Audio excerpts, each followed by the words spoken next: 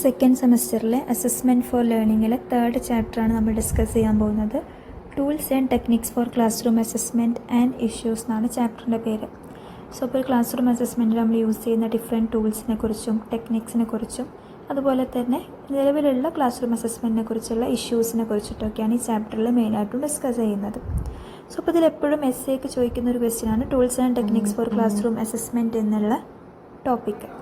അപ്പം നമുക്കൊരു 5ഓളം ടെക്നിക്സ് നമുക്ക് പഠിക്കാനുണ്ട്. Observation, self reporting, anecdotal records, check list, rating scales. ഇതാണ് ആ ഒരു 5 ടൂൾസ് എന്ന് പറയുന്നത്. സോ ഇപ്പോൾ ഈ different tools and techniques classroom അസസ്മെൻറ്റിൽ നമ്മൾ യൂസ് ചെയ്യുന്ന 5 ടെക്നിക്സാണിത്. ഈ 5 ടെക്നിക്സിനെ കുറിച്ചും ഡീറ്റെയിൽ ആയിട്ട് പഠിക്കണം. ബിക്കോസ് എസ്സേക്ക് ഈ ഫുള്ളായിട്ടും ഈ ഒരു ടെക്നിക്സിനെ കുറിച്ചിട്ട് എഴുതാനാണ് ക്വസ്റ്റ്യൻ വരിക. സോ നമുക്ക് ഓരോന്നായിട്ട് നോക്കാം. സോ ഫസ്റ്റ് വൺ ആണ് ഒബ്സർവേഷൻ. സോ ഒബ്സർവേഷൻ എന്ന് പറയുമ്പോൾ ഒരു മോസ്റ്റ് കോമൺ ആയിട്ടുള്ള ടെക്നിക്കാണ് ഒബ്സർവേഷൻ എന്ന് പറയുന്നത്. സോ ഇത്രയേ ഉള്ളൂ. സിമ്പിളായിട്ട് ടീച്ചർ എന്ത് ചെയ്യുക, ഒരു കുട്ടിയെ മോണിറ്റർ ചെയ്യുക, അല്ലെങ്കിൽ ക്ലാസ് റൂമിൽ കുട്ടികളെ മോണിറ്റർ ചെയ്യുന്ന പ്രോസസ്സാണ് ഒബ്സർവേഷൻ കൊണ്ട് ഉദ്ദേശിക്കുന്നത്. സോ അപ്പം ഇത് പക്ഷെ വെറുതെ ചെയ്യുന്ന പ്രോസസ്സല്ല, സിസ്റ്റമാറ്റിക് ആയിട്ടും വെൽ പ്ലാൻഡ് ആയിട്ടും നമ്മൾ ചെയ്യുന്ന ഒരു പർപ്പസ്ഫുൾ ആക്ടിവിറ്റിയാണ് മോണിറ്ററിങ് അല്ലെങ്കിൽ ഒബ്സർവേഷൻ എന്ന് പറയുന്നത്. കുട്ടികളുടെ ബിഹേവിയർ, കാര്യങ്ങൾ എന്താണ് കുട്ടികൾ ക്ലാസ് റൂമിൽ ചെയ്യുന്നത്, അവരുടെ ആറ്റിറ്റ്യൂഡ്, കാര്യങ്ങളൊക്കെയാണ് മെയിനായിട്ടും നമ്മൾ ഒബ്സർവേഷനിൽ ചെയ്യുന്നത്. അപ്പോൾ ഈ ഒബ്സർവേഷൻ ഒരു ചീപ്പായിട്ടുള്ള പ്രോസസ്സ് നമുക്ക് പറയാൻ പറ്റും. അതായത് പ്രത്യേകിച്ച് ഇതിന് വേറെ എക്യുപ്മെൻറ്റ്സിൻ്റെ ആവശ്യമൊന്നുമില്ലാതെ, അപ്പം ഒരു കോസ്റ്റ്ലി ആയിട്ടുള്ള ഒരു പ്രോസസ്സേ അല്ല ഒബ്സർവേഷൻ എന്ന് പറയുമ്പോൾ. ഒരു ചീപ്പായിട്ടുള്ള പ്രോസസ്സാണ്, പക്ഷേ ഒരുപാട് ടൈം എടുക്കും. അപ്പോൾ നമ്മൾ ഓരോ കുട്ടിയും അല്ലെങ്കിൽ ഒരു ഗ്രൂപ്പ് ഓഫ് സ്റ്റുഡൻസിനെ ഒബ്സർവ് ചെയ്യുന്ന സമയത്ത് ഓരോ ടീച്ചേഴ്സും ഇതൊരു ടൈം കൺസ്യൂമിങ് പ്രോസസ്സാണ്. ഓക്കെ, അതുപോലെ തന്നെ മെയിനായിട്ട് നമുക്ക് 2 ടൈപ്പ് ഓഫ് ഒബ്സർവേഷൻസ് ഉണ്ടെന്ന് പറയാം. പാർട്ടിസിപ്പൻ്റ് ഒബ്സർവേഷൻസും ഉണ്ട്, നോൺ പാർട്ടിസിപ്പൻ്റ് ഒബ്സർവേഷൻസും ഉണ്ട്. അപ്പോൾ നമ്മളൊരു കുട്ടിക്ക് ഒരു ആക്ടിവിറ്റി കൊടുക്കുന്ന സമയത്ത് നമ്മൾ ആ കുട്ടിയുടെ കൂടെ ചെയ്ത് അങ്ങനെ ആ കുട്ടി ഒബ്സർവ് ചെയ്യുന്നതാണ് പാർട്ടിസിപ്പേഷൻ അല്ലെങ്കിൽ പാർട്ടിസിപ്പൻ്റ് ഒബ്സർവേഷൻ കൊണ്ട് ഉദ്ദേശിക്കുന്നത്. ഇനി അതെല്ലാം നമ്മൾ കുട്ടിക്ക് ഒരു ആക്ടിവിറ്റി കൊടുത്തതിന് ശേഷം നമ്മൾ പിന്നിൽ നിന്ന് ആ കുട്ടിയെ മോണിറ്റർ ചെയ്യാണ്. നമ്മളതിലൊരു പാർട്ടിസിപ്പൻ്റ് അല്ലെങ്കിൽ അതിനെയാണ് നോൺ പാർട്ടിസിപ്പൻ്റ് ഒബ്സർവേഷൻ എന്ന് പറയുന്നത്. അപ്പോൾ ഈ 2 ടൈപ്പിലും നമുക്ക് എന്ത് ചെയ്യാൻ പറ്റും, കുട്ടികളെ ഒബ്സർവ് ചെയ്തെടുക്കാൻ പറ്റും. അപ്പോൾ ഒരു നല്ലൊരു ഒബ്സർവേഷൻ കൊണ്ട് ഒരുപാട് യൂസസ് ഉണ്ട്. അതായത് കുട്ടികളുടെ ക്ലാസ് റൂം ആക്ടിവിറ്റീസ്, കാര്യങ്ങളെ കുട്ടികൾ എത്രത്തോളം നല്ല രീതിയിൽ ചെയ്യുന്നു, കാര്യങ്ങൾ നമുക്ക് മനസ്സിലാക്കാൻ പറ്റും. അതുപോലെ തന്നെ കുട്ടികളുടെ ഡെവലപ്മെൻറ്റും കുട്ടികളുടെ ഇൻട്രസ്റ്റും അതുപോലെ തന്നെ കുട്ടികളുടെ ബിഹേവിയറൽ കാര്യങ്ങളൊക്കെ നമുക്കിതിൽ മനസ്സിലാക്കാൻ പറ്റും. അപ്പം ഒരു അക്യുറേറ്റ് ആയിട്ടുള്ള ഇൻഫർമേഷൻസ് കിട്ടാൻ വേണ്ടിയിട്ട് ഇത് ഹെൽപ്ഫുള്ളാവും. ഓക്കെ, അപ്പോൾ നമ്മളൊരു കുട്ടിയെ ഒബ്സർവ് ചെയ്യുന്ന സമയത്ത് അല്ലെങ്കിൽ ഒബ്സർവേഷൻ എന്നൊരു ടെക്നിക്ക് നമ്മളൊരു ക്ലാസ് റൂം അസസ്മെൻറ്റിൽ യൂസ് ചെയ്യുന്ന സമയത്ത് നമ്മൾ ശ്രദ്ധിക്കേണ്ട കുറച്ച് കാര്യങ്ങളുണ്ട്. ഫസ്റ്റ് വൺ എന്ന് വെച്ചാൽ നമ്മൾ ഒബ്സർവ് ചെയ്യുന്ന എൻവിറോൺമെൻറ്റ് ഒരു നാച്ചുറൽ എൻവിറോൺമെൻറ്റിലാവാൻ ശ്രദ്ധിക്കുക. ഇപ്പോൾ നമ്മൾ കുട്ടികളോട് പറയുകയാണ്, ഞാനിപ്പോൾ നിങ്ങളെ ഒബ്സർവ് ചെയ്യാൻ പോവുകയാണ്, ഞാൻ നിങ്ങളെ മോണിറ്റർ ചെയ്യാൻ പോവുകയാണ് എന്ന് പറഞ്ഞാൽ കുട്ടികൾ സ്വാഭാവികമായിട്ടും എന്ത് ചെയ്യും, അതിൽ ഭയങ്കര കോൺഷ്യസ് ആയിട്ട് അടങ്ങിയിരിക്കുമല്ലേ. പക്ഷെ അതൊരിക്കലും ആ കുട്ടിയുടെ ബിഹേവിയറാണ് അവിടെ പുറത്ത് കാണിക്കുന്നത്, അല്ല. ആ കുട്ടി നാച്ചുറലി അങ്ങനെ ആയിരിക്കില്ല ക്ലാസ് റൂമിലെന്ന് പറയുന്നത്. സോ അപ്പം നമ്മൾ കുട്ടികളോട് പറയാതെ വേണം, ഒരു നാച്ചുറൽ എൻവിറോൺമെൻറ്റിൽ വേണം കുട്ടികളെ ഒബ്സർവ് ചെയ്യാൻ. അതുപോലെ തന്നെ ഒരു ഒബ്സർവ് ചെയ്യുന്ന ടീച്ചേഴ്സ് നല്ല ട്രെയിൻഡും ആയിരിക്കണം, ടാലൻറ്റഡും ആയിരിക്കണം. ബിക്കോസ് ഇതൊക്കെ ഒരു വെൽ പ്ലാൻഡ് സിസ്റ്റമാറ്റിക്കലി ചെയ്യേണ്ട കാര്യങ്ങളാണ്. അതുപോലെ ഇപ്പോൾ ഞാനാണ് ഒബ്സർവ് ചെയ്യുന്നതെങ്കിൽ എൻ്റെ പേഴ്സണൽ അഭിപ്രായം അവിടെ രേഖപ്പെടുത്തേണ്ടതില്ല. ഇപ്പം ഒരു കുട്ടി ഇത് ചെയ്യുമ്പം എനിക്ക് പേഴ്സണലി ചിലപ്പോൾ താല്പര്യം ഉണ്ടാവില്ല, പക്ഷേ എൻ്റെ ഒരു പേഴ്സണൽ ഒപ്പീനിയൻ അവിടെ കാര്യമില്ല. ആ കുട്ടി എന്താണോ ആ സിറ്റുവേഷനിൽ ചെയ്യുന്നത് അത് മാത്രം നമ്മൾ റെക്കോർഡ് ചെയ്യുക. അല്ലാതെ അതിപ്പം ഈ കുട്ടി ഇങ്ങനെ ചെയ്ത് ശരിയായില്ല അല്ലെങ്കിൽ ശരിയായിന്നോ അങ്ങനെ ഒരു ടീച്ചറുടെ പേഴ്സണൽ ഒപ്പീനിയൻസ് കാര്യങ്ങളൊന്നും അവിടെ കൊടുക്കാതിരിക്കുക. ഓക്കെ, നമ്മൾ ജസ്റ്റ് ആ കുട്ടിയുടെ ബിഹേവിയർ, കാര്യങ്ങൾ, ആ കുട്ടി ചെയ്യുന്ന ആക്ടിവിറ്റീസ്, കാര്യങ്ങൾ എന്താണോ നമ്മൾ മോണിറ്റർ ചെയ്യുന്നത് അത് മാത്രം നമ്മൾ റെക്കോർഡ് ചെയ്യുക. സോ അപ്പോൾ ഇതൊക്കെ ആസ് എ ടീച്ചർ നമ്മൾ ഒബ്സർവേഷൻ ചെയ്യുന്ന സമയത്ത് നമ്മൾ ശ്രദ്ധിക്കേണ്ട കാര്യങ്ങളാണ്. അപ്പോൾ അതാണ് ഒബ്സർവേഷനെ കുറിച്ച് പറയാനുള്ളത്. Next is self reporting. Self reporting എന്ന് വെച്ചാൽ കുട്ടികളെക്കുറിച്ച് തന്നെ റിപ്പോർട്ട് ചെയ്യുന്നതിനാണ് സെൽഫ് റിപ്പോർട്ടിംഗ് എന്ന് പറയുന്നത്.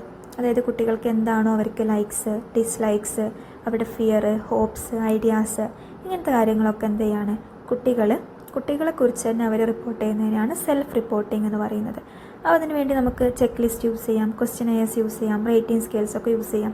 അപ്പോൾ ഒരു ക്വസ്റ്റ്യനെയറിന് ആ രീതിയിൽ കുട്ടികളുടെ ഇൻട്രസ്റ്റും അതുപോലെ തന്നെ അവരുടെ പേഴ്സണാലിറ്റി, അവരുടെ ആറ്റിറ്റ്യൂഡ്, അവരുടെ ഡൈവേഴ്സ് കാര്യങ്ങൾ, ഇങ്ങനത്തെ കാര്യങ്ങളൊക്കെ ബേസ് ചെയ്തുള്ള ക്വസ്റ്റ്യൻസ് അതിൽ ആഡ് ചെയ്യാം.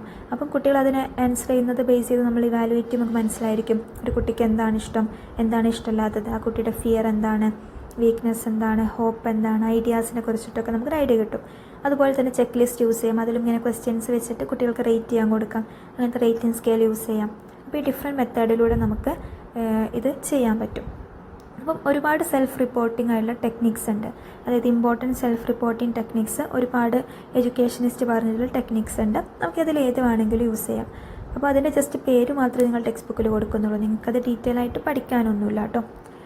ഓക്കെ, അപ്പോൾ അതിൻ്റെ കുറച്ച് എക്സാമ്പിൾസ് പറയാം. മിന്നസോട്ട ടീച്ചർ ആറ്റിറ്റ്യൂഡ് ഇൻവെൻട്രി ഉണ്ട്, വുഡ്വർത്ത് പേഴ്സണൽ ഡാറ്റ ഷീറ്റ് ഉണ്ട്, മിന്നസോട്ട മൾട്ടിപർപ്പസ് പേഴ്സണാലിറ്റി ഇൻവെൻട്രി ഉണ്ട്, എഡ്വേർഡ്സ് പേഴ്സണൽ പ്രിഫറൻസ് ഷെഡ്യൂൾ ഉണ്ട്. അപ്പോൾ ഇതൊക്കെ ജസ്റ്റ് ഒന്ന് പേര് 2 എക്സാമ്പിളെങ്കിലും ഒന്ന് പഠിച്ചു വെക്കാം.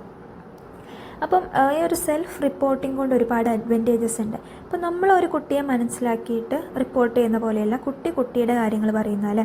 അപ്പം ഒരു ആക്ച്വൽ ഒരു ഗുഡ് വാലിഡിറ്റി ഉള്ളൊരു ഡാറ്റാസ് ആയിരിക്കും ഒരു സെൽഫ് റിപ്പോർട്ടിംഗ് കൊണ്ട് കിട്ടുന്നത്. അപ്പോൾ ഇതിൽ ക്വാളിറ്റേറ്റീവും ക്വാണ്ടിറ്റേറ്റീവ് ഡാറ്റാസ് കാര്യങ്ങളൊക്കെ അതിൽ ഇൻക്ലൂഡ് ചെയ്യാൻ പറ്റും. അതുപോലെ തന്നെ ഓരോ കുട്ടിയെക്കുറിച്ചും നല്ല കറക്റ്റായിട്ടുള്ള കാര്യങ്ങൾ ഈ ഒരു മെത്തേഡ് വെച്ചിട്ട് കിട്ടാൻ വേണ്ടിയിട്ട് ഇത് ഹെൽപ്പ് ചെയ്യുന്നുണ്ട്. പക്ഷെ അതുപോലെ തന്നെ ഡിസഡ്വാൻറ്റേജസും ഉണ്ട്. അതായത് എപ്പോഴും കുട്ടികൾ കറക്റ്റ് ആൻസർ പറയണമെന്നില്ല അല്ലേ. അതായത് ചില സമയത്ത് കുട്ടികൾ ക്വസ്റ്റ്യൻ മനസ്സിലാവാത്തതുകൊണ്ടോ അല്ലെങ്കിൽ അവരെങ്ങനെ ഇവാലുവേറ്റ് ചെയ്യുന്ന ഉള്ള ഒരു പേടി കൊണ്ടോ അവർ തെറ്റായിട്ടുള്ള ആൻസർ പറയാം. അതുപോലെ തന്നെ കുട്ടികൾ പല കാര്യങ്ങളും യെസ് ഓർ നോ എന്നുള്ള രീതിയിൽ അപ്ലൈ ചെയ്യാനുള്ള ചാൻസൊക്കെ ഉണ്ട്. അതുപോലെ തന്നെ ചില സമയത്ത് ഇപ്പം എസ്സും നോയിൻ്റെ ഇടയിലുള്ള ഒരു റേറ്റിംഗ് സ്കെയിലൊക്കെ ആണെങ്കിൽ എല്ലാവരും ഒരു 3 രീതിയിലുള്ള റേറ്റിംഗ്സ് കൊടുക്കാനുള്ള ചാൻസൊക്കെ കൂടുതലുണ്ട്. അപ്പോൾ അതിന് പല ക്വസ്റ്റ്യൻസും റെസ്പോൺസ് ചെയ്യാതെ ഇടാനൊക്കെ ഉള്ള ചാൻസ് ഉണ്ട്. സോ അപ്പോൾ ഇതൊക്കെ ഒരു സെൽഫ് റിപ്പോർട്ടിങ്ങിൻ്റെ ഒരു ഡിസഡ്വാൻറ്റേജസ് ആയിട്ട് നമുക്ക് പറയാൻ പറ്റും. അതുപോലെ തന്നെ ഇമ്പോർട്ടൻ്റ് ഉള്ള സാധനമാണ് അനക്ടോട്ടൽ റെക്കോർഡ് എന്ന് പറയുന്നത്. നെക്സ്റ്റ് ടെക്നിക്കാണ് അനക്ടോട്ടൽ റെക്കോർഡ് എന്ന് വെച്ചാൽ ഒരു കുട്ടിയുടെ ലൈഫിൽ നടക്കുന്ന കാര്യങ്ങൾ എപ്പിസോഡ് വൈസ് റിപ്പോർട്ട് ചെയ്യുന്നതിനെയാണ് അനക്ടോട്ടൽ റെക്കോർഡ്സ് എന്ന് പറയുന്നത്. ഇത് വളരെ ഇൻഫോർമലായിട്ട് വളരെ കോൺഫിഡൻഷ്യലായിട്ട് ടീച്ചേഴ്സ് ചെയ്യുന്നൊരു കാര്യമാണ് അനക്ടോട്ടൽ റെക്കോർഡ്സ് എന്ന് പറയുന്നത്. അപ്പോൾ ഈ ഒരു അനക്ടോട്ടൽ റെക്കോർഡ്സിൽ ടീച്ചേഴ്സ് എന്ത് ചെയ്യണം, കൃത്യമായിട്ട് കുട്ടികളുടെ ഓരോരോ കാര്യങ്ങളെ മെഷർ ചെയ്യണം.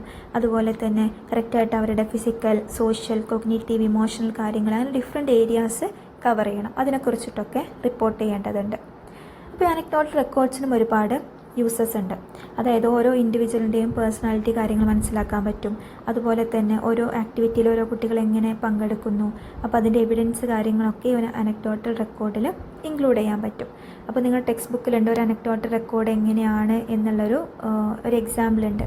അതായത് ഓരോ എപ്പിസോഡായിട്ടാണല്ലോ, അതായത് നെയിം ഓഫ് ദ സ്റ്റുഡൻസ്, ആ കുട്ടിയുടെ ക്ലാസ് റൂം, ഡേറ്റ്, ടൈം, ആരും ഒബ്സർവ് ചെയ്യുന്നത്, എന്ത് ഇവൻ്റാണ് ഒബ്സർവ് ചെയ്തത് എന്നുള്ള കാര്യങ്ങളൊക്കെ അനക്ടോട്ടൽ റെക്കോർഡിൽ നമ്മൾ ഇൻക്ലൂഡ് ചെയ്യുന്നുണ്ട് കേട്ടോ. അപ്പോൾ അനക്ടോട്ടൽ റെക്കോർഡ് കുട്ടികളുടെ ലേണിങ്ങിനെ കുറിച്ചും ഒക്കെ ഒരു ഇൻഫർമേഷൻസ് തരുന്നുണ്ട്. ഈ അനക്ടോട്ടൽ റെക്കോർഡ് നമ്മൾ കണ്ടിന്യൂസ് ആയിട്ട് യൂസ് ചെയ്യേണ്ട ഒരു കാര്യമാണ്, അല്ലെങ്കിൽ കണ്ടിന്യൂസ് ആയിട്ട് റെക്കോർഡ് ചെയ്യപ്പെടേണ്ട ഒരു കാര്യമാണ്. പക്ഷേ ഇതിന് ഒരുപാട് ഡിസഡ്വാൻറ്റേജസും ഉണ്ട്. ഇപ്പോൾ നമ്മൾ ഓരോ കുട്ടിയുടെയും ഓരോ ഇവൻറ്റ്സും ഇങ്ങനെ നോട്ട് ചെയ്ത് റെക്കോർഡ് ചെയ്യുക എന്ന് പറയുമ്പോൾ ഒരുപാട് ടൈം കൺസ്യൂമിങ് ആയിട്ടുള്ള ഒരു കാര്യമാണ്. അപ്പം ചില സമയത്ത് ടീച്ചേഴ്സ് അവരുടെ ഒബ്സർവേഷൻ തെറ്റിക്കഴിഞ്ഞാൽ ഈ ഒരു റോങ് ഇൻഫർമേഷൻസ് ആയിരിക്കും അവർ റെക്കോർഡ് ചെയ്യുന്നത് അല്ലേ. അപ്പം എപ്പോഴും ഈ റെക്കോർഡിങ് കാര്യങ്ങൾ ശരിയായിരിക്കണം എന്നുമില്ല. അപ്പോൾ തന്നെ ഓരോ കുട്ടീനെ റെക്കോർഡ് ചെയ്യുക എന്ന് പറയുമ്പോൾ അത് കോംപ്ലിക്കേറ്റഡ് ആയിട്ടുള്ള ഒരു പ്രൊസീജിയറും കൂടിയാണ്.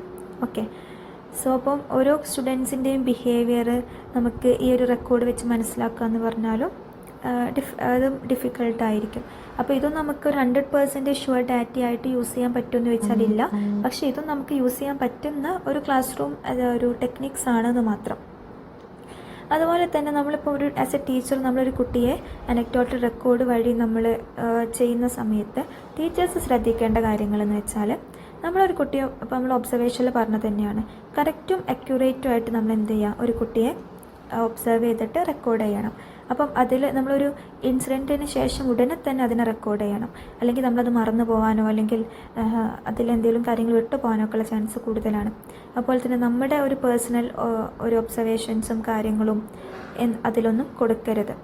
ഓക്കെ, അതുപോലെ തന്നെ നമ്മുടെ ഒരു അഭിപ്രായം കാര്യങ്ങളൊന്നും അതിൽ റെക്കോർഡ് ചെയ്യരുത്. അങ്ങനത്തെ കാര്യങ്ങളൊക്കെ ശ്രദ്ധിക്കണം. ഭയങ്കരമായിട്ടും സിമ്പിളായിട്ട് ഓരോരോ ബിഹേവിയർ കാര്യങ്ങളൊക്കെ റിപ്പോർട്ട് ചെയ്യണം. അക്യുറേറ്റും സ്പെസിഫിക്കും ആയിരിക്കണം. പ്രോപ്പറായിട്ടുള്ള കണ്ടൻറ്റ് കാര്യങ്ങൾ കൊടുക്കാൻ ശ്രദ്ധിക്കുക. അപ്പോൾ നിങ്ങളുടെ ടെക്സ്റ്റ് ബുക്സിൽ എങ്ങനെയാണ് ഒരു അനക്ടോട്ടൽ റെക്കോർഡിൻ്റെ ഒരു സാമ്പിൾ പോർഷൻ ഉണ്ട്. അപ്പോൾ അത് നോക്കുമ്പോൾ നിങ്ങൾക്ക് മനസ്സിലാവും. നമ്മൾ PPTയിലും അത് ഇൻക്ലൂഡ് ചെയ്തിട്ടുണ്ട്. നെക്സ്റ്റ് വരുന്ന ഒരു ക്ലാസ് റൂം അസസ്മെൻറ്റ് ടെക്നിക്കാണ് ചെക്ക് ലിസ്റ്റ് എന്ന് പറയുന്നത്.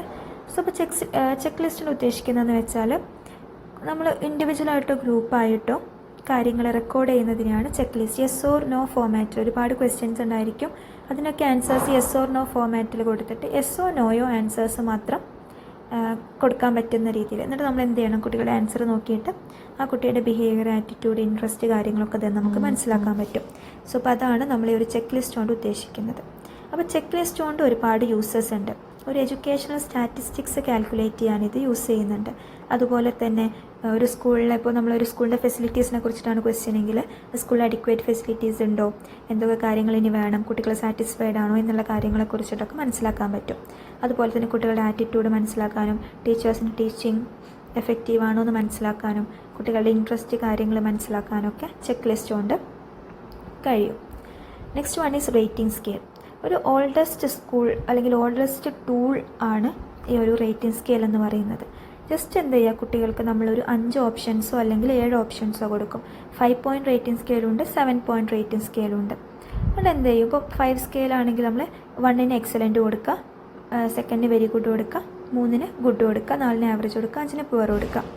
ഇനി ഇത് തന്നെ 7 വരുമ്പോൾ എന്ത് ചെയ്യാണ്, വീണ്ടും നമ്മളിതിനെ ഡിഫറെൻറ്റ് ഫോമിലേക്ക് മാറ്റണം. അങ്ങനെ നമ്മൾ ഇടത്തിൽ കുട്ടികൾക്ക് എന്ത് ചെയ്യാം, ഈ 1 2 3 4 5 6 7 അങ്ങനെ 5 സ്കെയിലാണെങ്കിൽ 5 വരെ, 7 സ്കെയിലാണെങ്കിൽ 7 വരെ, അതിൽ ഏത് വാല്യൂ വേണമെങ്കിലും കുട്ടികൾക്ക് ചൂസ് ചെയ്യാം എന്നുള്ളൊരു ഓപ്ഷൻ കൊടുക്കാം. അപ്പോൾ അത് റിലേറ്റ് ചെയ്ത ക്വസ്റ്റ്യൻസ് ഉണ്ടായിരിക്കും. ഇനി നമ്മളൊരു റേറ്റിംഗ് സ്കെയിൽ ഫ്രെയിം ചെയ്യുന്ന സമയത്ത് ആസ് എ ടീച്ചർ നമ്മൾ ശ്രദ്ധിക്കേണ്ട കാര്യങ്ങളുണ്ട്. അതിൽ വരുന്ന ഫസ്റ്റ് വണ്ണാണ് നമ്മളെപ്പോഴും ഡിക്രീസിങ് ഓർഡറിലാണ് കൊടുക്കേണ്ടത്. അതായത് എപ്പോഴും പോസിറ്റീവ് കാര്യം നല്ല രീതിയിലും ദെൻ നെഗറ്റീവിലേക്കാണ് വരേണ്ടത്. അതായത് ഫസ്റ്റിന് എപ്പോഴും എക്സലൻറ്റ്, ഔട്ട്സ്റ്റാൻഡിങ് പോലെയുള്ള നല്ലത് കൊടുത്തതിന് ശേഷം പുവറൊക്കെ അല്ലെങ്കിൽ നോട്ട് അക്സെപ്റ്റബിളൊക്കെ 5ലേക്കും 7ലേക്കും കൊടുക്കുന്ന പോലെ എന്ത് ചെയ്യാം, അറേഞ്ച് ചെയ്യാം. അതുപോലെ റേറ്റിംഗ് സ്കെയിലിൽ നമ്മൾ കൊടുക്കുന്ന ഓരോ കാര്യങ്ങളും വളരെ ക്ലിയർലി ഡിഫൈൻഡ് ആയിരിക്കണം. അതുപോലെ തന്നെ കറക്റ്റായിട്ടുള്ള ക്വസ്റ്റ്യൻസ് കാര്യങ്ങൾ കൊടുക്കുക. റേറ്റിംഗ് സ്കെയിൽ ബേസ് ചെയ്തിട്ട് കറക്റ്റായിട്ടുള്ള ഇവാലുവേഷൻ കാര്യങ്ങൾ ചെയ്യാം. ഇതൊക്കെ റേറ്റിംഗ് സ്കെയിലിൽ ടീച്ചേഴ്സ് ശ്രദ്ധിക്കേണ്ട കാര്യങ്ങളാണ്. അപ്പം ഈ റേറ്റിംഗ് സ്കെയിൽ വെച്ച് ഒരുപാട് യൂസസ് ഉണ്ട്. നമുക്ക് ഒരു ഇൻഡിവിജ്വലിനെ കുറിച്ചിട്ടുള്ള ഇൻഫർമേഷൻസ് കിട്ടാനും അതുപോലെ തന്നെ ടീച്ചേഴ്സിൻ്റെ പെർഫോമൻസിനെ കുറിച്ച് മനസ്സിലാക്കാനും അതുപോലെ തന്നെ ഓരോ സ്കൂൾ സബ്ജക്ട്സിനെ കുറിച്ച് ഗ്രേഡ് ചെയ്യാനും ഒക്കെ ഈ ഒരു റേറ്റിംഗ് സ്കെയിൽ വെച്ചിട്ട് ഹെൽപ്ഫുൾ ആവുന്നുണ്ട്. അതായത് കുട്ടികൾക്ക് ഇത് ആക്ച്വലി ഒരു സെൽഫ് അസസ്മെൻറ്റ് പോലെ തന്നെയാണ്. അപ്പോൾ ഇതിലൂടെ നമുക്ക് ഡിഫറെൻറ്റ് ക്വസ്റ്റ്യൻ ബേസ് ചെയ്ത് കുട്ടികളുടെ ആറ്റിറ്റ്യൂഡ്, ഇൻട്രസ്റ്റ് ഒക്കെ റേറ്റിംഗ് സ്കെയിൽ ബേസ് ചെയ്ത് നമുക്ക് മനസ്സിലാക്കാൻ പറ്റും.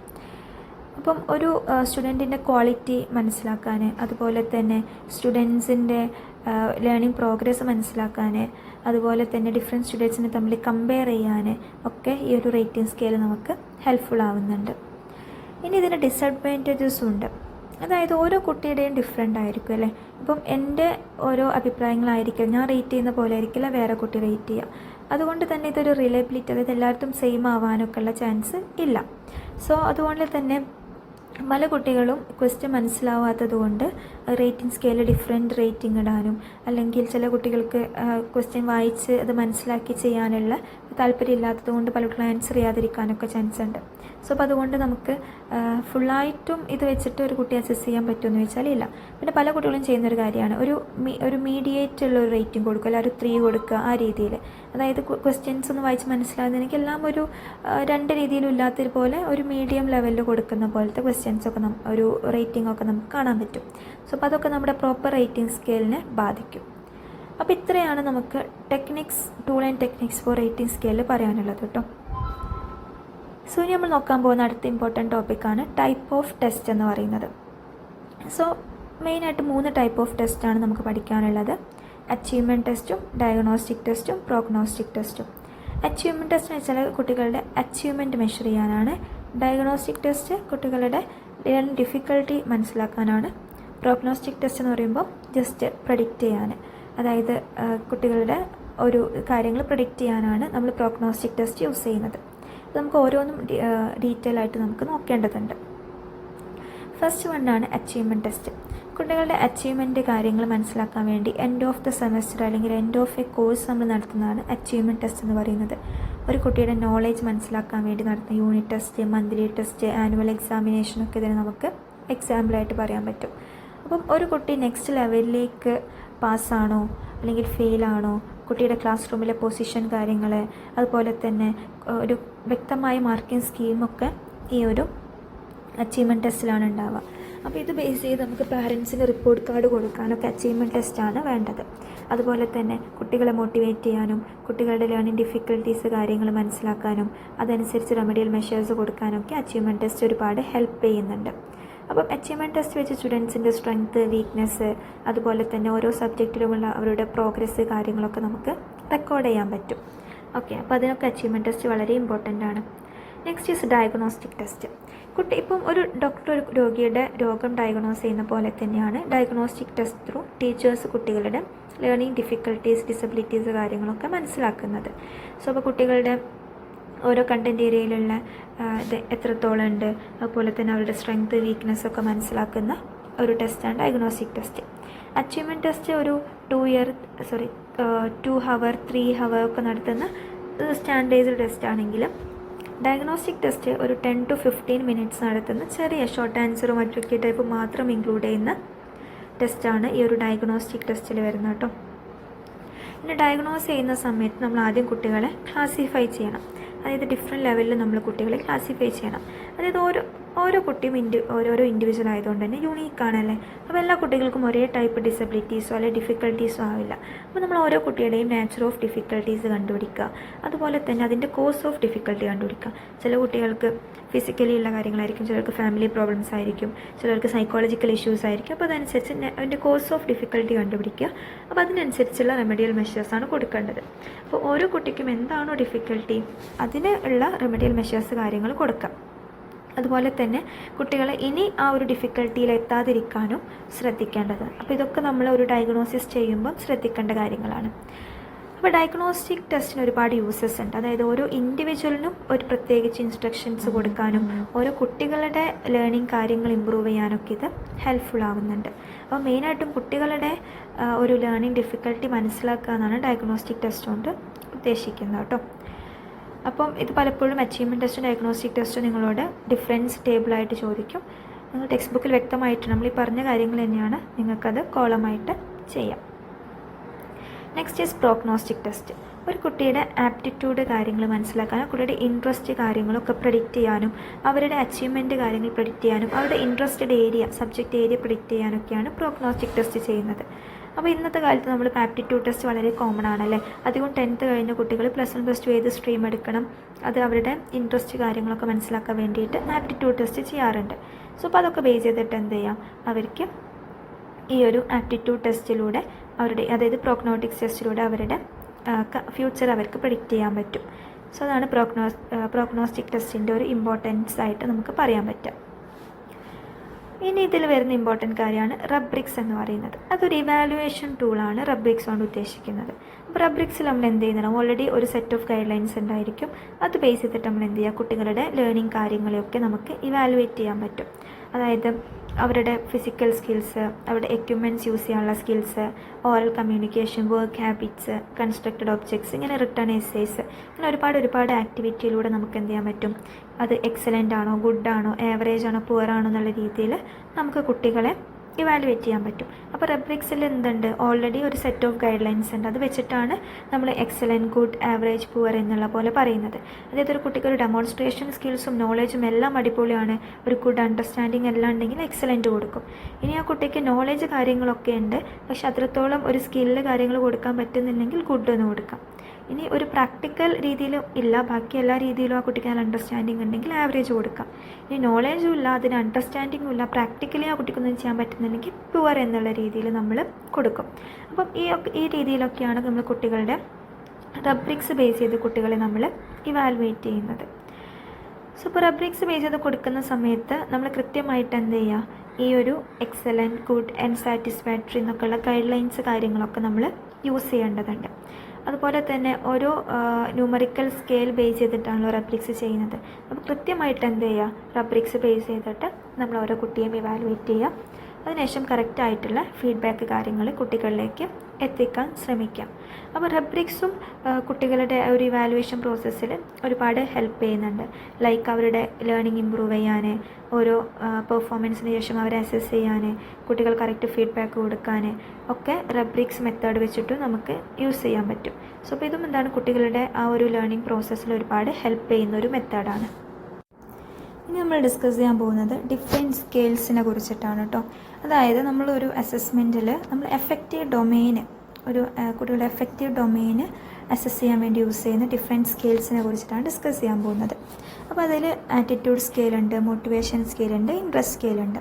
അപ്പോൾ ഈ പേര് സൂചിപ്പിക്കുന്ന പോലെ തന്നെ കുട്ടികളുടെ ആറ്റിറ്റ്യൂഡ് മനസ്സിലാക്കാൻ ആറ്റിറ്റ്യൂഡ് സ്കെയിൽ, മോട്ടിവേഷൻ മനസ്സിലാക്കാൻ മോട്ടിവേഷൻ സ്കെയിൽ, കുട്ടികളുടെ ഇൻട്രസ്റ്റ് കാര്യങ്ങൾ മെഷർ ചെയ്യാൻ ഇൻട്രസ്റ്റ് സ്കെയിൽ, ഇങ്ങനെയാണ് നമ്മളിതിൽ യൂസ് ചെയ്യുന്നത്. അപ്പോൾ അതിൽ ഫസ്റ്റ് വരുന്നതാണ് ആറ്റിറ്റ്യൂഡ് സ്കെയിൽ എന്ന് പറയുന്നത്. അപ്പോൾ അതാണ് കുട്ടികളുടെ ആറ്റിറ്റ്യൂഡ്, അതായത് ഓരോ കാര്യങ്ങളെക്കുറിച്ചും അവർക്കുള്ള ആറ്റിറ്റ്യൂഡ് കാര്യങ്ങൾ ഇതൊക്കെ മനസ്സിലാക്കാനാണ് നമ്മൾ, അതായത് മെയിൻലി ഒരു പേഴ്സൺസ് ഫീലിങ്സ് കാര്യങ്ങളൊക്കെ മനസ്സിലാക്കാനാണ് ആറ്റിറ്റ്യൂഡ് സ്കെയിൽ കാര്യങ്ങൾ യൂസ് ചെയ്യുന്നത്. ഓക്കെ, അപ്പോൾ നമുക്ക് ഡിഫറെൻറ്റ് രീതിയിൽ യൂസ് ചെയ്യാം.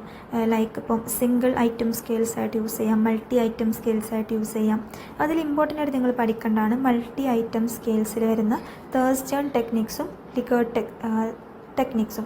തേഴ്സ്റ്റേൺ ടെക്നിക്സ് എന്ന് പറയുമ്പോൾ ആളുകളുടെ ഒരു ആറ്റിറ്റ്യൂഡ്, ഓരോ കാര്യങ്ങളിലും ആളുകൾക്കുള്ള ആറ്റിറ്റ്യൂഡ് അല്ലെങ്കിൽ സ്റ്റുഡൻസിനുള്ള ആറ്റിറ്റ്യൂഡ് കാര്യങ്ങൾ മെഷർ ചെയ്യാനാണ് ഈ ഒരു മൾട്ടി ഐറ്റം സ്കെയിൽ അല്ലെങ്കിൽ തേഴ്സ്റ്റേൺ ടെക്നിക്സ് യൂസ് ചെയ്യുന്നത്. ഇതൊരു 3 പോയിൻറ്റ് സ്കെയിലാണ്. ലൈക്ക് 0 to 11 വരെയുള്ള മാർക്കിങ്സ് ഉണ്ടായിരിക്കും. അതിൽ 1 to 4.9 വരെ അൺഫേവറബിളും 5 ന്യൂട്രലും 5.1 to 11 വരെ ഫേവറബിൾ കണ്ടീഷനും. അപ്പോൾ ഇത് വെച്ചിട്ട് എന്ത് ചെയ്യാം, അവർക്ക് ഏതെങ്കിലും ഒരു പോയിൻ്റ് കൺസിഡർ ചെയ്യാനോ, അല്ലേ അത് 2 പോയിൻറ്റ് സംതിങ് ആയിരിക്കാം, 3 ആയിരിക്കാം, 8 പോയിൻറ്റ് സംതിങ് ആയിരിക്കാം, അങ്ങനെ പോയിൻ്റ് ബേസ് ഇട്ട് വരെ, അതായത് നമ്പർ ബേസ് ചെയ്തിട്ട് എന്ത് ചെയ്യാൻ പറ്റും, ആളുകളുടെ ആറ്റിറ്റ്യൂഡ് കാര്യങ്ങളൊക്കെ മെഷർ ചെയ്യാൻ പറ്റും. ദെൻ വരുന്നതാണ് ലിക്കേർഡ് സ്കെയിൽ. ലിക്കേർഡ് സ്കെയിൽ ഒരു 5 പോയിൻറ്റ് സ്കെയിലാണ്. സോ അപ്പോൾ ലിക്കേർഡ് സ്കെയിൽ വെച്ചിട്ട് നമുക്ക് എന്ത് ചെയ്യാൻ പറ്റും, ആളുകളുടെ ഫീലിങ്സോടെ ആറ്റിറ്റ്യൂഡ് കാര്യങ്ങളൊക്കെ മെഷർ ചെയ്യാൻ പറ്റും. അപ്പോൾ ഇതിലെന്ന് വെച്ചാൽ ഒരു 30 സ്റ്റേറ്റ്മെൻറ്റ്സ് ആണ് ഉണ്ടാവുക. അപ്പം ഓരോ സ്റ്റേറ്റ്മെൻറ്റ്സിനും റെസ്പോൺസ് അല്ലെങ്കിൽ ഫേവറബിൾ റെസ്പോൺസ് ആണെങ്കിൽ 5 മാർക്സ് വെച്ചിട്ട് കൊടുക്കാം. അപ്പോൾ 30 ഫേവറബിൾ ആണെങ്കിൽ 30 × 5 150 കിട്ടും. ഇനിയല്ല ഒരു ന്യൂട്രൽ ടൈപ്പ് ആണെങ്കിൽ 3 മാർക്ക് വെച്ച് കൊടുക്കാം. അപ്പോൾ 30 × 3 90 കിട്ടും അല്ലേ. അതുപോലെ തന്നെ അൺഫേവറബിൾ നെഗറ്റീവ് ആണെങ്കിൽ 30 × 1 30 കൊടുക്കാം. അപ്പം ഈ 30 ക്വസ്റ്റ്യനും ഡിഫറെൻറ്റ് രീതിയിൽ മാർക്ക് കൊടുത്തിട്ട് എന്ത് ചെയ്യാൻ പറ്റും, ടോട്ടൽ മാർക്സ് നമുക്ക് കാൽക്കുലേറ്റ് ചെയ്യാൻ പറ്റും.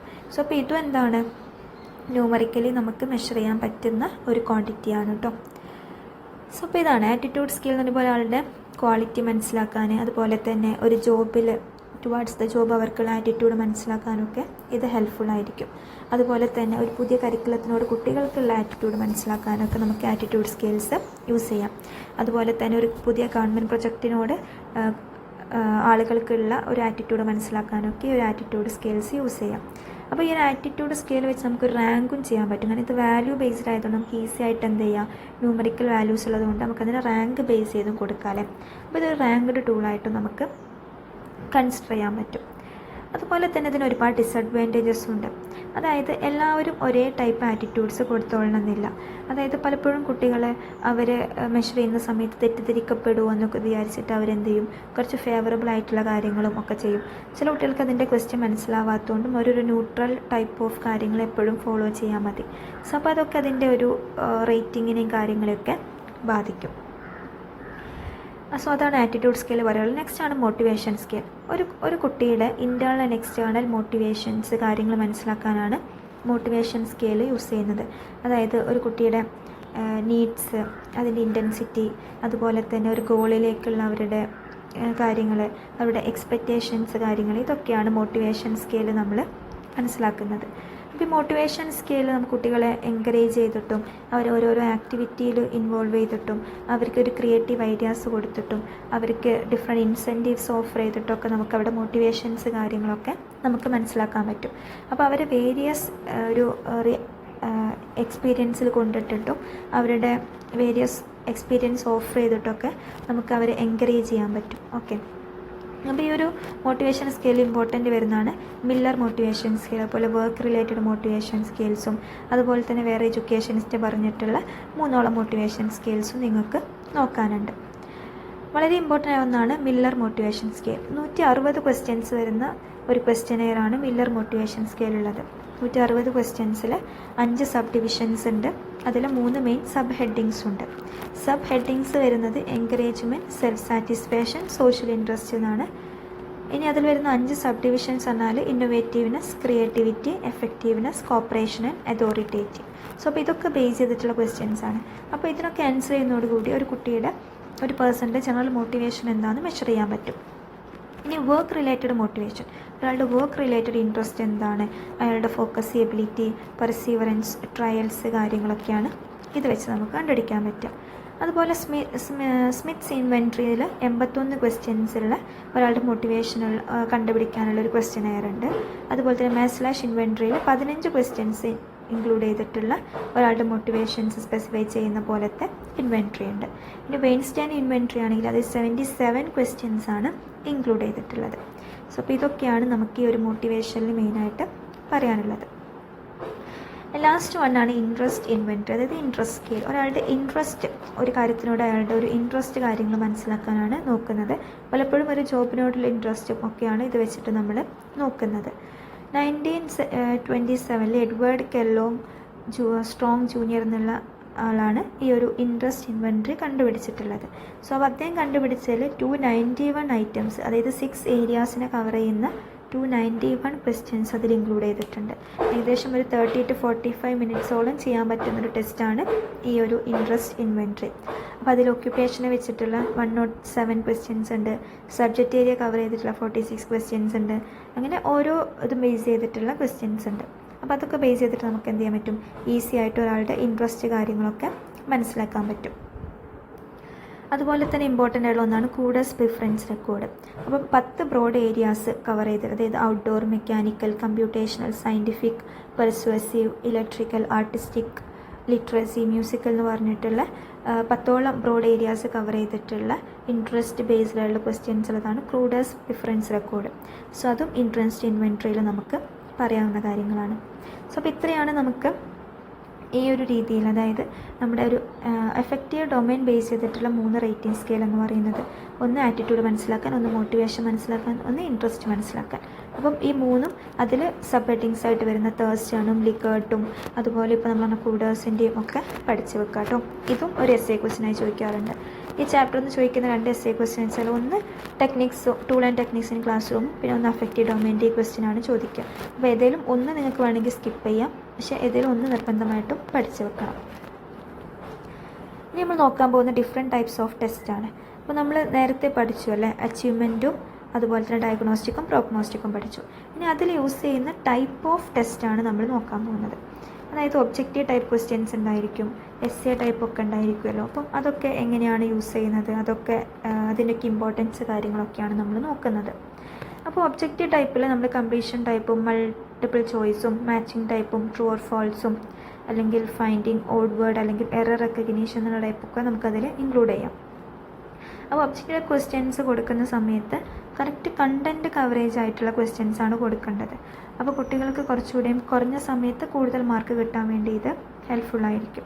അതുപോലെ തന്നെ കുറച്ചുകൂടി റിലയബിലിറ്റി ഇങ്ങനത്തെ ക്വസ്റ്റ്യൻസിനാണ്. ബിക്കോസ് ഇപ്പോൾ എസ്സേ ആകുമ്പം ഒരുപാട് കുട്ടികൾ അവരുടെ പോയിൻ്റ് ഓഫ് വ്യൂ എന്നൊക്കെ എഴുതാറുണ്ട്. അപ്പം മേ ബി അതിൻ്റെ ആൻസേഴ്സ് ഡിഫറൻസ് വരാനും അത് ഇവാലുവേറ്റ് ചെയ്യുമ്പോൾ ടീച്ചേഴ്സിന് കൺഫ്യൂഷൻ ആവാനൊക്കെ ചാൻസ് ഉണ്ട്. പക്ഷേ ഇതാകുമ്പോൾ കറക്റ്റ് ഒരു ക്വസ്റ്റ്യൻ ഒരു ആൻസർ എന്നുള്ള പോലെ, അപ്പോൾ ഏത് ടീച്ചേഴ്സ് നോക്കിയാലും ഒരേ ആൻസേഴ്സ് ആണല്ലോ വരിക. അങ്ങനെ അതുപോലെ തന്നെ ഓരോ ഒബ്ജക്റ്റീവ് ക്വസ്റ്റ്യൻസിനും എന്ത് ആൻസർ ക്ലിയർലി നമുക്ക് സ്റ്റേറ്റ് ചെയ്യാൻ പറ്റും. അപ്പം അതുപോലെ തന്നെ കുട്ടികളുടെ നോളേജ്, അവർക്ക് എത്രത്തോളം കണ്ടൻ്റ് ആയിട്ടുള്ള ഐഡിയാസ് ഉണ്ടെന്നൊക്കെ ഈസി ആയിട്ട് ഈ മെത്തേഡ് വെച്ച് നമുക്ക് മനസ്സിലാക്കാൻ പറ്റും. അതുപോലെ തന്നെ ഇവാലുവേഷനും ഭയങ്കര ഈസിയാണ് ഈ ഒരു ഒബ്ജക്റ്റീവ് ടൈപ്പ് ക്വസ്റ്റ്യൻ എന്ന് പറയുമ്പോൾ. ഇപ്പോൾ സബ്ജക്റ്റീവ് ടൈപ്പ് ക്വസ്റ്റ്യൻസ് ആകുമ്പോൾ ഒരുപാട് വായിക്കണം, കുട്ടികളുടെ പേഴ്സണൽ സജഷൻസ് കാര്യങ്ങളൊക്കെ അതിലുണ്ടാവുമല്ലോ. പക്ഷേ ഒബ്ജക്റ്റീവ് ആകുമ്പോൾ എന്താണ് കറക്റ്റ് കുട്ടികളുടെ സബ്ജക്റ്റ് നോളേജ് ബേസ് ചെയ്തിട്ടുള്ള ആൻസേഴ്സ് ആയിരിക്കും അതിലുണ്ടാകും. അപ്പം കറക്റ്റായിട്ട് കുട്ടികൾ ആ ഒരു ചാപ്റ്റർ എത്രത്തോളം മനസ്സിലാക്കിയ കണ്ടൻറ്റ് എത്രത്തോളം ഐഡിയ ഉണ്ട് എന്ന് നമുക്ക് ഈസി ആയിട്ട് ഈ ഒരു ഒബ്ജക്റ്റീവ് ടൈപ്പ് ക്വസ്റ്റ്യൻ മനസ്സിലാക്കാൻ പറ്റും. എന്നാൽ ഒബ്ജക്റ്റീവ് ടൈപ്പ് ക്വസ്റ്റ്യൻസിന് ഒരുപാട് ലിമിറ്റേഷൻസ് ഉണ്ട്. അതായത് ഇങ്ങനത്തെ ക്വസ്റ്റ്യൻസ് പ്രിപ്പയർ ചെയ്യുക എന്ന് പറഞ്ഞാൽ കുറച്ചൊരു ടാസ്ക്കാണ്. അതായത് മറ്റ് ക്വസ്റ്റ്യൻസ് ഉണ്ടാക്കുന്ന പോലെ അത്ര ഈസി അല്ല ഒരു ഒബ്ജക്റ്റീവ് ടൈപ്പ് ക്വസ്റ്റ്യൻസ് ഉണ്ടാക്കും. കറക്റ്റ് കണ്ടൻറ്റ് ബേസ്ഡ് ആയിട്ടുള്ള ക്വസ്റ്റ്യൻസ് തന്നെ വേണം, എന്നാൽ ഡയറക്റ്റ് ആവാനും പറ്റില്ല എന്നുള്ള രീതിയിൽ. അതുപോലെ തന്നെ നമുക്ക് ഒരു അഡ്വാൻറ്റേജായി പറയാൻ പറ്റുന്ന വെച്ചാൽ ഒബ്ജക്റ്റ് ടൈപ്പ് ക്വസ്റ്റ്യൻസ് നമുക്ക് കമ്പ്യൂട്ടർ ബേസ്ഡ് ഇവാലുവേഷനൊക്കെ നടത്താം. ഇപ്പോൾ OMR ഷീറ്റ് ഇവാലുവേറ്റ് ചെയ്യുന്ന മെഷീൻസൊക്കെ ഉണ്ടല്ലോ. സോ അതും അതിൻ്റെ അഡ്വാൻറ്റേജാണ്. പക്ഷേ ഇതാണ് കുട്ടികൾക്ക് മാർക്ക് കൂടുതൽ പെട്ടെന്ന് നഷ്ടപ്പെടാനും അതുപോലെ തന്നെ കൂടുതൽ പ്രിൻറ്റിങ് കോസ്റ്റ് ഉണ്ടാവാനൊക്കെ സാധ്യതയുണ്ട്. അപ്പോൾ അതൊക്കെ ഒരു ഡിസഡ്വാൻറ്റേജാണ്. അതുപോലെ തന്നെ കുട്ടികളുടെ ഹാൻഡ് റൈറ്റിങ്ങോ അവരുടെ ലാംഗ്വേജ് കപ്പാസിറ്റി ഒന്നും മനസ്സിലാക്കാൻ നമുക്ക് ഒബ്ജക്റ്റീവ് ടൈപ്പ് എക്സാം കൊണ്ട് കഴിയില്ലല്ലോ. ഇപ്പോൾ സബ്ജക്റ്റീവ് ആണെങ്കിൽ കുട്ടികളുടെ ഹാൻഡ് റൈറ്റിങ്ങോ അത് വെച്ച് അവരുടെ ലാംഗ്വേജ് കാര്യങ്ങളൊക്കെ മനസ്സിലാക്കാം.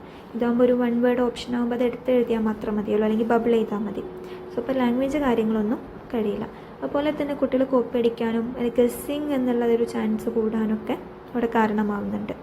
സോ അപ്പോൾ അതൊക്കെ അതിൻ്റെ ഒരു ലിമിറ്റേഷനായിട്ട് നമുക്ക് പറയാൻ പറ്റും. ദെൻ വരുന്നൊരു ടൈപ്പ് ഓഫ് ക്വസ്റ്റ്യൻസ് ആണ് ഷോർട്ട് ആൻസർ ടൈപ്പ് ക്വസ്റ്റ്യൻസ് എന്ന് പറയുന്നത്. സോ ഒരു 4 ലൈൻസിൽ കൂടാതെ എഴുതുന്ന ആൻസേഴ്സാണ് ഷോർട്ട് ആൻസർ ടൈപ്പിൽ നമ്മൾ പറയുന്നത്. അത് നമുക്ക് അധികം നമ്മൾ ഒബ്ജക്റ്റീവ് ക്വസ്റ്റ്യൻസ് നമുക്കൊരു ഷോർട്ട് ആൻസറിൽ പറയാൻ പറ്റും. അപ്പോൾ ഷോർട്ട് ആൻസർ എന്ന് പറയുമ്പോൾ കുട്ടികൾക്ക് എന്താണ് ഭയങ്കര ഒരു പ്രിസൈസ് മാനറിൽ ആൻസർ എഴുതാൻ പറ്റുന്ന ക്വസ്റ്റ്യൻസ് ആണ് ഷോർട്ട് ആൻസർ ടൈപ്പ് ക്വസ്റ്റ്യൻസിൽ ചോദിക്കേണ്ടത്. ആ കുട്ടികൾക്ക് കുറച്ചുകൂടി മാർക്ക് സ്കോർ ചെയ്യാനും അതുപോലെ തന്നെ കണ്ടൻറ്റ് ബേസ്ഡ് ആയിട്ടുള്ള ക്വസ്റ്റ്യൻസ് ആൻസർ ചെയ്യാനൊക്കെ ഇത് ഹെൽപ്പ് ചെയ്യുന്നുണ്ട്. അപ്പം കുറച്ചുകൂടി നല്ല രീതിയിൽ ഒരു സബ്ജക്റ്റ് നോളജ് ഉള്ളവർക്കാണ് ഇത്തരം ടൈപ്പ് ക്വസ്റ്റ്യൻസൊക്കെ ആൻസർ ചെയ്യാൻ കഴിയുക. ദെൻ പാരഗ്രാഫ് ടൈപ്പ്, അതൊരു എസ്സേ ടൈപ്പ് തന്നെയാണ്. പക്ഷേ 100 വേർഡ്സിൽ കുറയാതെ എഴുതുന്നതാണ് പാരഗ്രാഫ് ടൈപ്പ് എന്ന് പറയുന്നത്. 100 വേർഡ്സിൽ കൂടരുത്, അതിൻ്റെ ഉള്ളിലായിട്ടാണ് പാരഗ്രാഫ് എഴുതാൻ. അപ്പം ഇത് സബ്ജക്റ്റീവ് ടൈപ്പ് ക്വസ്റ്റ്യൻസ് ആണ്. അപ്പോൾ ഇത് വെച്ചുമ്പോൾ കുട്ടികളുടെ ഹാൻഡ് റൈറ്റിംഗ് അവരുടെ ലാംഗ്വേജ് കാര്യങ്ങളൊക്കെ നമുക്ക് മെഷർ ചെയ്യാൻ പറ്റും. അതുപോലെ തന്നെയാണ് essay type. Long paragraphs, several paragraphs, കുറേ പേജസിലൊക്കെ എഴുതാൻ പറ്റുന്നതാണ് എസ്സേ ക്വസ്റ്റ്യൻസ്. കുട്ടികളുടെ ലാംഗ്വേജ് ഡെവലപ്മെൻറ്റ് അതുപോലെ തന്നെ അവരുടെ പേഴ്സണൽ ഒപ്പീനിയൻസ് കാര്യങ്ങളൊക്കെ ഇതിൽ ഇൻക്ലൂഡ് ചെയ്യാൻ പറ്റും. അപ്പോൾ അത് കുറച്ചുകൂടി ഹെൽപ്ഫുള്ളാണ്. ഓക്കെ, അപ്പം എസ്സേ ക്വസ്റ്റ്യൻ ഒരുപാട് മെറിറ്റ്സും അതുപോലെ തന്നെ ഡീമെറിറ്റ്സും ഉണ്ട്. മെറിറ്റ്സ് ഇപ്പോൾ നമ്മൾ പറഞ്ഞില്ലേ, കുട്ടിയുടെ ലോജിക്കൽ തിങ്കിങ്ങും ക്രിട്ടിക്കൽ റീസണിങ്ങും ഒരു കാര്യത്തിന് പ്രസൻറ്റ് ചെയ്യുന്ന രീതിയൊക്കെ നമുക്ക് മനസ്സിലാക്കാൻ പറ്റും. അതുപോലെ തന്നെ കുട്ടികളുടെ ഐഡിയാസ് കാര്യങ്ങളൊക്കെ ഇതിൽ ഇൻക്ലൂഡ് ചെയ്യാൻ പറ്റും.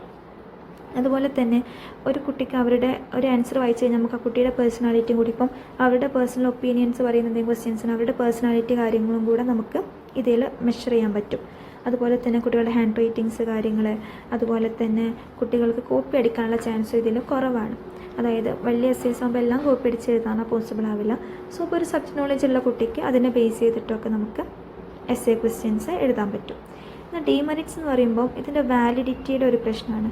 അതായത് ഇപ്പോൾ നമ്മളൊരു ക്വസ്റ്റ്യൻ കാര്യങ്ങൾ ഒരു ടീച്ചർ ഇവാലുവേറ്റ് ചെയ്യുന്ന സമയത്ത് ഓരോ കുട്ടികൾ അവരുടെ പേഴ്സണൽ ഒപ്പീനിയൻസ് കാര്യങ്ങൾ എഴുതുന്നതുകൊണ്ട് ഒരു കറക്റ്റ് ആൻസർക്ക് വെച്ച് നമുക്ക് ചെക്ക് ചെയ്യാനുള്ള ബുദ്ധിമുട്ടുണ്ടായിരിക്കും.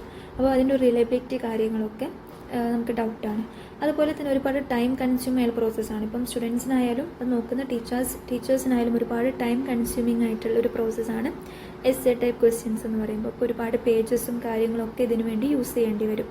അതുപോലെ തന്നെ സ്ലോ ലേണേഴ്സിന് ഒരിക്കലും നല്ല മെത്തേഡല്ല എസ്സേ ക്വസ്റ്റ്യൻസ്. കാരണം അവർക്ക് അത്രയും മാർക്കിന് ആ ഒരു ടൈമിൽ കുറേ എസ്സേസ് എഴുതി തീർക്കുക എന്ന് പറയുമ്പോൾ കുറച്ച് ടഫായിട്ടുള്ള പ്രോസസ്സായിരിക്കും. ഓക്കെ, അതുപോലെ തന്നെ കുട്ടികളുടെ ഈ ഒരു പേപ്പർ ഇവാലുവേറ്റ് ചെയ്യുന്ന സമയത്ത് ടീച്ചേഴ്സും ബയാസ്ഡ് ആവാനുള്ള ചാൻസും എസ്സേ ക്വസ്റ്റ്യനിൽ കൂടുതലാണ്. ബിക്കോസ് ഓരോരുത്തരുടെ പേഴ്സണൽ എക്സ്പീരിയൻസ് ആയിട്ട് കണക്ട് ചെയ്യുന്ന സമയത്ത് നമ്മുടെ കറക്റ്റുള്ള ഒപ്പീനിയൻസ് വെച്ച് ആൻസർ എഴുതുന്ന സമയത്ത് ആ കുട്ടി കൂടുതൽ മാർക്സ് കൊടുക്കാനും അങ്ങനെ ബയാസ്ഡ് ആയി പോകാനുള്ള ചാൻസും ഈ ഒരു എസ്സേ ക്വസ്റ്റ്യൻ ഇവാലുവേറ്റ് ചെയ്യുന്ന സമയത്ത് കൂടുതലാണ്. ഇനി നമ്മൾ നോക്കുന്നത് ഒരു ടെസ്റ്റ് ഐറ്റംസ് കൺസ്ട്രക്ട് ചെയ്യുന്ന സമയത്ത് ശ്രദ്ധിക്കേണ്ട കാര്യങ്ങളാണ് കേട്ടോ. നമ്മൾ കറക്റ്റായിട്ടുള്ള പെഡഗോജിക്കൽ ഒബ്ജക്റ്റീവ്സ്, അതായത് ഇപ്പോൾ ഒരു സബ്ജക്റ്റ് ബേസ്ഡ് ആണെങ്കിൽ അതിൽ എന്താണോ നമ്മൾ മെഷർ ചെയ്യാൻ ആഗ്രഹിക്കുന്നത്, കുട്ടികളിൽ നിന്ന് എന്ത് ഇൻഫർമേഷൻസ് ആണോ എടുക്കുന്നത്, എന്ത് സബ്ജക്റ്റിനോളം നോക്കുന്നത്, അപ്പോൾ അത് ബേസ് ചെയ്തിട്ടുള്ള ക്വസ്റ്റ്യൻസ് കാര്യങ്ങൾ മാത്രം ആഡ് ചെയ്യാം. അപ്പോൾ അതിൽ നമുക്ക് മൾട്ടിപ്പിൾ ചോയ്സ് ആഡ് ചെയ്യാം, അതുപോലെ തന്നെ എസ്സേ ക്വസ്റ്റ്യൻസ് ആഡ് ചെയ്യാം, മാച്ചിങ് ടൈപ്പ് ആഡ് ചെയ്യാം, അങ്ങനത്തെ എല്ലാ ടൈപ്പ് ക്വസ്റ്റ്യൻസും നമുക്ക് ആഡ് ചെയ്യാൻ പറ്റും. സോ അതൊക്കെ നമ്മൾ നേരത്തെ പറഞ്ഞല്ലോ, അത് തന്നെയാണ് അതിൽ ഇൻക്ലൂഡ് ചെയ്യുന്നത് കേട്ടോ. അപ്പം എസ്സേ ടൈപ്പിലാണെങ്കിൽ നമുക്ക് ഒപ്പീനിയൻ പറയുന്ന പോലെ, കമ്പാരിസൺ പറയുന്ന പോലെ, രണ്ട് കാര്യങ്ങൾ ഡിസ്കസ് ചെയ്യുന്ന പോലെ, ബെനിഫിറ്റ്സ് ഡിസഡ്വാൻറ്റേജ് പറയുന്ന പോലെ, പ്രോബ്ലം സൊല്യൂഷൻ പറയുന്ന പോലെ, എക്സെപ്റ്റ് ഡിനൈയും പറയുന്ന പോലത്തെ ക്വസ്റ്റ്യൻസ് ഒക്കെ നമുക്ക് ആഡ് ചെയ്യാൻ പറ്റും. അപ്പോൾ ഇത്രയാണ് നമുക്ക് ചാപ്റ്ററിൻ്റെ ആ ഒരു ഫസ്റ്റ് ഹെഡിങ്. ദെൻ നമുക്ക് ഇഷ്യൂസും കൂടെ പറയണം അല്ലേ. അപ്പോൾ നിലവിലുള്ള ക്ലാസ് റൂം അസസ്മെൻറ്റിൽ ഒരുപാട് ഇഷ്യൂസ് ഉണ്ട്.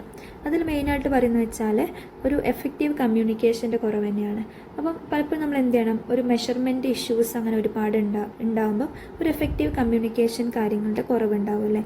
അപ്പം അതനുസരിച്ച് നമ്മുടെ അസസ്മെൻറ്റിലും അത് ബാധിക്കാറുണ്ട്. അപ്പോൾ നമ്മൾ എന്ത് ചെയ്യുക, നല്ല ടെസ്റ്റ് ക്വാളിറ്റി, അതായത് നല്ല ടെസ്റ്റ് കാര്യങ്ങൾ നടത്തുക. പക്ഷേ ഇന്ന് നമ്മൾ നോക്കുമ്പോൾ പലപ്പോഴും ഒരു പുവർ ടെസ്റ്റ് ക്വാളിറ്റി കാണാറുണ്ട്. അതായത് പലപ്പോഴും വാലിഡിറ്റി ഇല്ലാതിരിക്കുക. വാലിഡിറ്റി മീൻസ് അതൊരു ഇമ്പോർട്ടൻറ്റ് ക്യാരക്ടറിസ്റ്റിക്സ് ആണ്. അതായത് അതിലെ എറേഴ്സ് നമ്മൾ നോക്കുക. ഒരു ഒബ്ജക്റ്റീവ് ക്വസ്റ്റ്യൻസ് ഒക്കെ ആണെങ്കിൽ അതിലെ എറേഴ്സ് കാര്യങ്ങൾ നോക്കുക ഈസി ആയിരിക്കും അല്ലേ. പക്ഷെ അത് തന്നെ ഒരു എസ്സേയിൽ കാര്യങ്ങൾ നോക്കുമ്പോൾ അതിൻ്റെ വാലിഡിറ്റി കാര്യങ്ങളിൽ ഡൗട്ട് വരാം. റിലയബിലിറ്റി നോക്കുകയെന്ന് വെച്ചാൽ ഇപ്പം ഒരു ആൻസർ ഷീറ്റ് ആര് നോക്കിയാലും ഒരേ മാർക്കായിരിക്കണം. അതായത് അതിൻ്റെ കറക്റ്റ് ആൻസർ കീസ് കാര്യങ്ങൾ ബേസ് ചെയ്തിട്ട് വേണം നോക്കാൻ. സോ ഒരു ടെസ്റ്റ് പേപ്പർ നമ്മൾ റിലയബിൾ ആവണം. Then objectivity. ഓക്കെ, അതായത് നമ്മൾ എക്സാക്റ്റ്ലി എല്ലാവരും എന്താണ്, ഒരു യൂണിഫോമിറ്റി വേണം. അതായത് ഒരു എക്സാം നടത്തുന്ന സമയത്ത് ഒരു യൂണിഫോമിറ്റി, ഒരേ ക്വസ്റ്റ്യൻസ്, അതിൻ്റെ ഒരേ ആൻസർ കീ, ഒരേ മാർക്കിംഗ് സിസ്റ്റം എന്ന് പറഞ്ഞിട്ട് ഒരു ഒബ്ജക്റ്റിവിറ്റി വേണം. അപ്പോൾ ഇത്രയും കാര്യങ്ങൾ ഉണ്ടാകുമ്പോഴാണ് അതൊരു ഗുഡ് ടെസ്റ്റായിട്ട് നമ്മൾ കൺസിഡർ ചെയ്യുന്നത്. വേറെയും കുറേ ഫാക്ടേഴ്സ് ഉണ്ട്. ഇതിൻ്റെ ഒരു പ്രാക്ടിക്കബിലിറ്റി, യൂസബിലിറ്റി, ലേണബിലിറ്റി കാര്യങ്ങളൊക്കെ നമ്മൾ ചെക്ക് ചെയ്യേണ്ടതുണ്ട്. ഓക്കെ, ഇനി നമ്മൾ ഇഷ്യൂസിനെ റെക്ടിഫൈ ചെയ്യാനുള്ള മെത്തേഡ് എന്ന് വെച്ചാൽ നമ്മൾ എല്ലാ ലേണിങ്സിനെയും അസസ് ചെയ്യുക എന്നുള്ളതാണ്. അതുപോലെ ഫോർമേറ്റീവ് അസസ്മെൻറ്റും സമ്മേറ്റീവ് അസസ്മെൻറ്റ് കാര്യങ്ങൾ ഒക്കെ പ്രോപ്പറായിട്ട് നടത്തുക. അതുപോലെ ടീച്ചേഴ്സിന് കറക്റ്റായിട്ടും ഈ ഒരു അസസ്മെൻറ്റിനെ കുറിച്ചിട്ടുള്ള ഒരു അവയർനെസ് കാര്യങ്ങളൊക്കെ കൊടുക്കുന്നതോട് കൂടിയിട്ട് പ്രോപ്പറായിട്ടുള്ള അസസ്മെൻറ്റ് കാര്യങ്ങളൊക്കെ നടത്താൻ പറ്റും. അപ്പോൾ എക്സിസ്റ്റിംഗ് അസസ്മെൻറ്റിൽ ഒരുപാട് ഡ്രോബാക്സ് ഉണ്ട്. എക്സിസ്റ്റിംഗ് എഡ്യൂക്കേഷൻ സിസ്റ്റം ആയിക്കോട്ടെ ഒരുപാട് ഡ്രോബാക്സ് ഉണ്ട്. സോ അപ്പോൾ അതിനൊക്കെ മറികടക്കാൻ വേണ്ടിയിട്ട് നമ്മുടെ ഈ ഒരു നാഷണൽ കരിക്കുലം കാര്യങ്ങളൊക്കെ പുതിയ പോളിസീസ് കാര്യങ്ങളൊക്കെ കൊണ്ടുവന്നിട്ടുണ്ട്. അതിലുള്ള ഒന്നാണ് ഓപ്പൺ ബുക്ക് എക്സാം എന്ന് പറയുന്നത്. ഇപ്പോൾ പല കൺട്രീസിലും ഇപ്പോൾ പല യൂണിവേഴ്സിറ്റീസിലൊക്കെ ഓപ്പൺ ബുക്ക് സിസ്റ്റം നടത്താറുണ്ട്. ഇപ്പം ഇന്ത്യയിലാണെങ്കിലും 9th 11th ആദ്യമായിട്ട് ഈ ഒരു ഓപ്പൺ ബുക്ക് സിസ്റ്റം ഇൻട്രൊഡ്യൂസ് ചെയ്തിരുന്നു. അപ്പോൾ ഇവിടെ എന്താണ്, ടെക്സ്റ്റ് ബുക്സും നോട്ട് ബുക്സും റെഫറൻസ് ബുക്കും ക്ലാസ് റൂമിലേക്ക് എടുക്കുക എന്നുള്ളൊരു കാര്യമാണല്ലേ. അത് കുട്ടികൾ എന്ത് ചെയ്യണം, എക്സാം ഹോൾ വെച്ചിട്ട് അത് റെഫർ ചെയ്തിട്ട് വേണം എക്സാംസ് എഴുതാം. പക്ഷേ ലിമിറ്റഡ് ടൈമേ ഉണ്ടാവുള്ളൂ. ക്വസ്റ്റ്യൻസ് ആണെങ്കിൽ അത്ര ഈസി ക്വസ്റ്റ്യൻസും ആവില്ല. നല്ല രീതിയിൽ റെഫറൻസ് ബുക്കൊക്കെ കവർ ചെയ്തവർക്ക് മാത്രമേ ആൻസർ ചെയ്യാൻ പറ്റുള്ളൂ. അപ്പം കുട്ടികളുടെ മെമ്മറി പൊതുവേ എക്സാംസ് കൂടുതൽ മെമ്മറി കാര്യങ്ങളിൽ ടെസ്റ്റ് ചെയ്യാം. അപ്പം ഇവിടെ മെമ്മറി കാര്യങ്ങളല്ല, കുട്ടികൾക്ക് എത്രത്തോളം ഒരു കാര്യം കണ്ടുപിടിക്കാൻ പറ്റുന്നുണ്ട്, അത് എത്രത്തോളം നല്ല രീതിയിൽ കുട്ടികൾക്ക് ഹാൻഡിൽ ചെയ്യാൻ പറ്റുന്നു, അതൊക്കെയാണ് നമ്മുടെ ഓപ്പൺ ബുക്ക് സിസ്റ്റത്തിൽ നമ്മൾ ടെസ്റ്റ് ചെയ്യുന്നത്. സോ അതൊക്കെ ഒരു അഡ്വാൻറ്റേജായി നമുക്ക് പറയാൻ പറ്റും. പക്ഷേ ഇതിന് ഒരുപാട് ഡിസഡ്വാൻറ്റേജസ് ഉണ്ട്. ഇപ്പോൾ കുറഞ്ഞ സമയത്ത് ഇത്രയും ബുക്സ് റെഫർ ചെയ്യുക, അതുപോലെ തന്നെ അത്രയും പേർക്ക് അത്രയും റെഫറൻസ് കോപ്പി ഒരു ലൈബ്രറിയിൽ ഉണ്ടാവാനുള്ള ചാൻസ് ഇല്ല. അപ്പോൾ അതൊക്കെ ഒരു ഡിസഡ്വാൻറ്റേജാണ്. എല്ലാ കുട്ടികൾക്കും ബുക്സ് പ്രൊവൈഡ് ചെയ്യാൻ കഴിയണമെന്നില്ല. അതുപോലെ തന്നെ ഈ കുറഞ്ഞ ടൈമിൽ ഇത്രയും ക്വസ്റ്റ്യൻസ് ആൻസർ ചെയ്യാന്ന് പറഞ്ഞാലും ഡിഫിക്കൽട്ടായിരിക്കും. അതുപോലെ കൂടുതൽ സ്പേസ് ആവശ്യമില്ല. ബിക്കോസ് ഇത്രയും ബുക്സ് അവർക്ക് ഉള്ളതുകൊണ്ട് തന്നെ കൂടുതൽ സ്പേസ് കാര്യങ്ങളൊക്കെ അവർക്ക് പ്രൊവൈഡ് ചെയ്യേണ്ടി വരും. സോ അപ്പോൾ അതൊക്കെ അതിൻ്റെ ഒരു ഡിസഡ്വാൻറ്റേജായി നമുക്ക് പറയാൻ പറ്റും. ദെൻ ഓൺലൈൻ എക്സാം ഒരു വേറെ മാർഗ്ഗമാണ്. ഇപ്പോൾ കോവിഡ് സമയത്തൊക്കെ നമ്മൾ പലരും ഫോളോ ചെയ്ത മെത്തേഡായിരുന്നു അല്ലേ ഓൺലൈൻ എക്സാമിനേഷൻ. സോ അപ്പോൾ കമ്പ്യൂട്ടർ ബേസ്ഡ് ആയിട്ടുള്ള എക്സാംസ്, ഇപ്പോൾ നെറ്റ് എക്സാം ആയിക്കോട്ടെ, അതൊക്കെ ഓൺലൈൻ ബേസ്ഡ് എക്സാംസ് ആണല്ലേ. അപ്പോൾ കുറച്ചുകൂടി ഈസി ആയിട്ട് വേഗം എക്സാം നടത്താനും ഒരു നാച്ചുറൽ ഫ്രണ്ട്ലി ആയിട്ട് നടത്താനും, ബിക്കോസ് കമ്പ്യൂട്ടേഴ്സ് പിന്നെ യൂസ് ചെയ്യാം. പക്ഷേ പേപ്പേഴ്സ് ആകുമ്പോൾ പിന്നെ അത് യൂസ് ചെയ്യാൻ കഴിയില്ല അല്ലേ. ഒരു പൊല്യൂഷൻ ഫ്രീ ആയിട്ടുള്ള എക്സാംസ് കണ്ടക്ട് ചെയ്യാനൊക്കെ ഓൺലൈൻ എക്സാംസ് യൂസ് ചെയ്യാം. അപ്പോൾ അതൊക്കെ ഒരു അഡ്വാൻറ്റേജാണ്. കുറഞ്ഞ സമയത്ത് നമുക്ക് പെട്ടെന്ന് റിസൾട്ട് കിട്ടാനൊക്കെ ഇതിൻ്റെ അഡ്വാൻറ്റേജാണ്. പക്ഷേ ഡിസഡ്വാൻറ്റേജ് ഉണ്ട്. Because high internet quality, electricity, അതുപോലെ തന്നെ അത്രയും കമ്പ്യൂട്ടേഴ്സ് കാര്യങ്ങളൊക്കെ വേണം. അതുപോലെ തന്നെ ബേസിക് കമ്പ്യൂട്ടർ നോളേജ് എല്ലാവർക്കും ഉണ്ടായിക്കൊള്ളണമെന്നില്ല. സോ അങ്ങനെ ഇല്ലാത്തവർക്കൊക്കെ ഈ എക്സാംസ് അറ്റൻഡ് ചെയ്യാൻ പ്രയാസമായിരിക്കും. സോ അപ്പോൾ ഇതൊക്കെയാണ് ഓൺലൈൻ എക്സാമിൻ്റെ ഡിസഡ്വാൻറ്റേജായി നമുക്ക് പറയാനുള്ളത്.